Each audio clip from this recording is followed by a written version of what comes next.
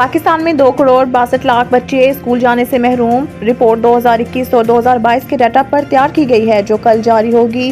Report के मंदरजात के मुताबिक पंजाब में 1 करोड़ 17 लाख 30 हजार बच्चे तालीम से महरूम हैं, जबकि सिंध में 76 लाख 30 हजार, केपी में 36 लाख 30 हजार और बलूचिस्तान में 31 लाख 30 हजार बच्चे तालीम से महरूम हैं। वफाकी दारुल हुकूमत में 8 लाख बच्चे स्कूल नहीं जा रहे। रिपोर्ट में बताया गया है कि 39% बच्चे मुख्तलिफ वजूहात की बिना पर स्कूल नहीं जा रहे, जबकि सबसे ज्यादा बलूचिस्तान में 65% बच्चे स्कूलों से बाहर हैं। बलूचिस्तान की निस्बत खैबर पख्तूनख्वा का तालीमी मयार बेहतर है। खैबर पख्तूनख्वा में 30% बच्चे स्कूल नहीं जा रहे। वफाकी वजारत तालीम की रिपोर्ट के मुताबिक 2016 और 2017 में 44% बच्चे स्कूलों से बाहर थे, जबकि 2021 और 2022 में 39% बच्चे स्कूल से बाहर हैं।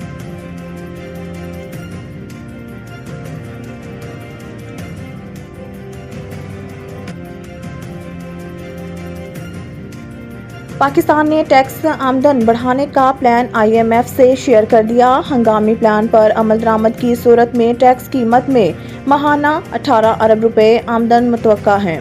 ज़राए FBR का बताना है कि चीनी पर 5 रुपए फी किलो फेडरल एक्साइज ड्यूटी आयद करने की तजवीज़ ज़ेरे गौर है। ज़राए का कहना है कि टेक्सटाइल और लेदर मसनूआत पर GST 15 से बढ़ाकर 18% करने की तजवीज़ है, जबकि मशीनरी, खाम माल, सप्लायर्स, खदमात और ठेकों पर भी इजाफा टैक्स का इम्कान है।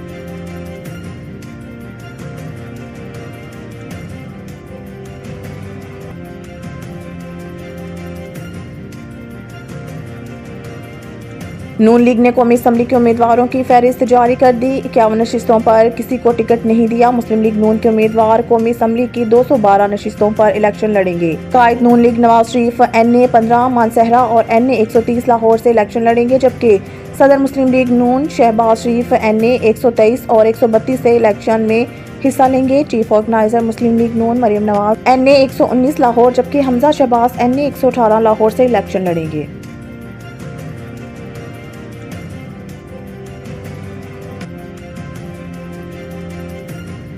मारंग लापता अफराद के नाम पर ड्रामा कर रही है। वजीर इत्तलाआत बलूचिस्तान कोयटा में प्रेस कॉन्फ्रेंस करते हुए जान अचक सईद ने कहा है कि इस्लामाबाद में इनको दी गई सरकारी सहूलियात वापस ली जानी चाहिए, क्योंकि ये लोग सिक्योरिटी रिस्क हैं। सूबाई वजीर का कहना था कि पाकिस्तान हालिया दिनों में कई महाज पर कामयाबी हासिल की और हम मुल्क के खिलाफ किसी साजिश को कामयाब नहीं होने देंगे। ईरान में पाकिस्तान ने दहशतगर्दी करने वालों को निशाना बनाया।